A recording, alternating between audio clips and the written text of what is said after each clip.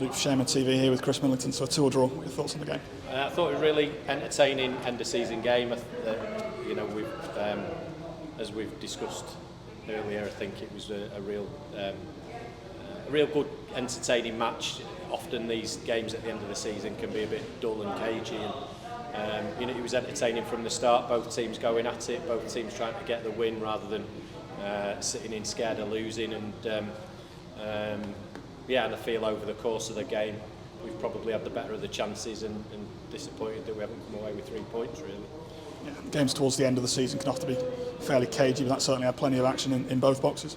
It did, and I think the lads, I'm not that interested in Oldham's players, to be honest with you, but I think the Halifax Town players have come away with a great deal of credit. They've fought for everything, they've worked incredibly hard, they've created some fantastic chances. They're off the back of a game only 48 hours ago, and they've got another game in 40 hours, and the schedule and the challenge of playing in different venues and not having the luxury of playing home games is something they've faced head on. And I think everybody at the club should be really proud of them today. Disappointed maybe that we didn't come away with the 3 points, because we did have the better of the chances, we had more of them, and we've put an Oldham side with a lot of very good individuals. We made them look quite average at times.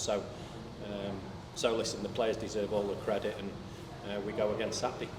Yeah, it was a fantastic strike from Dan Gardner to get their opener, but then Rob Harker with a fairly simple finish to equalise just before the half-time. Yeah, Dan's a top lad. I think he was probably their best player. Really energetic, very good on the ball. Didn't give our centre midfielders a moment's peace when he was on it. There was always a threat. The first goal was down to me. That was my fault, because Andrew Oliver-Bory has stayed up on my instruction rather than dropping to defend the edge of the box, and maybe I didn't give Dan enough credit by keeping Andrew high, because he's got loads of ability and he's shown it there. So, but then we've responded really well, and I think for large parts of the game we've looked the better team. I think we've controlled possession really well. I think we've hit them on the counter really well, and I think when we've needed to defend, we've defended effectively. So the chances towards the end, one of those goes in, and I think there would be very little complaint if we'd have won it 3-2, but it is what it is, and we go again.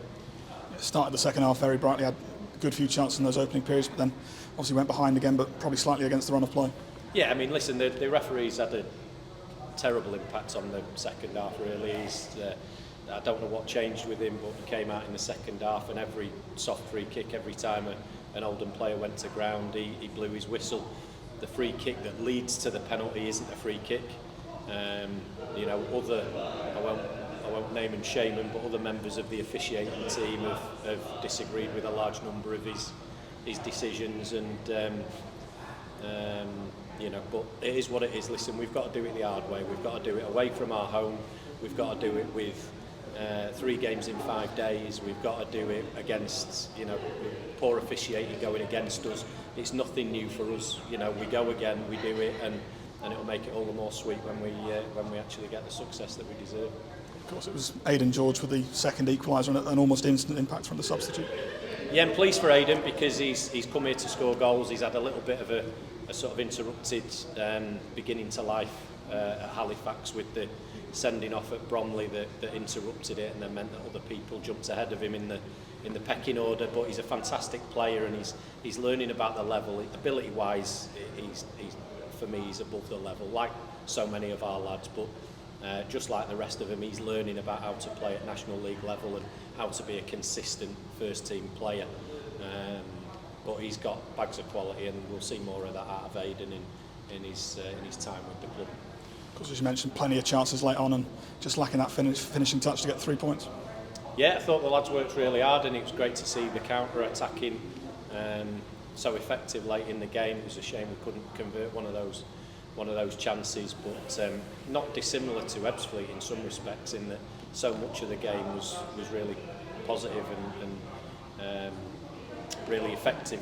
If we could have just turned one of those in, then a 3-2 scoreline wouldn't have been unfair. But maybe the 2 goals that Oldham got, we could have been helped out a little bit if I'd have made the correct decision on the corner, and if the referee had made the correct decision on the free kick running up to the penalty.